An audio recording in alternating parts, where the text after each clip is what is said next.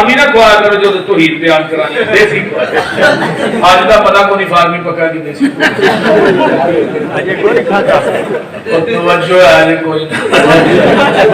मसला है कि आंडा देसी जो मुर्गी थले आता है 18-19 दिन गुजरते हैं, सफेदी है ना वो चूजा बनता है, आंडे की सफेदी का, जर्दी का नहीं बनता। ते चूजे की खुराक आटे के अंदर उस जर्दी नू अल्लाह बना देंदे ने। अल्लाह ने चूजा भी मारा, चूजा का अल्लाह जी छैनी को नहीं, थोड़ा को नहीं, बुआ को नहीं, बारी कोई नहीं, रोशनदार कोई नहीं, आवा किवें? अल्लाह ने निकी जी छैनी दी, इनू अंदरों मार, उधरों ठुगा मार दे, चिल्लट टुट गई ते चूजा मां ना चुगन दिया, इधरों कुत्ते नू वेंदा भज के मां दे परां च लुक जांदा। लुकदा कि नहीं?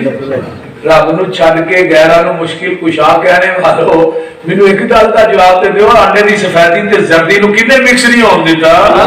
जर्दी सफेदी दा चूजा बना के जर्दी नू खुराक किन्ने बनाया? उनके मारन दियां जांचां किन्ने दसियां ने? बाहर लिया के सज्जन ते दुश्मन दियां तमीज़ां किन्ने दित्तियां ने? फरमाया कुल हो वल्लाहु अहद अल्लाहु समद लम यलिद व लम यूलद। मां दे पेट दी पैकिंग कुप हनेरे ने किवें जोड़ पे जोड़ दे सोने बंदिया तेरे ने। कारीगर किवें गोशत हड्डियां जोड़दा है, बंद कमरे दे विच मटीरियल लोड़दा है, पिछा मार खचाती वेख औकात अपनी। 9 महीने वाली लम्मी रात अपनी, पानी दा एक कतरा बस गल समझाइए, सारी दुनिया अल्लाह पाक बनाई है।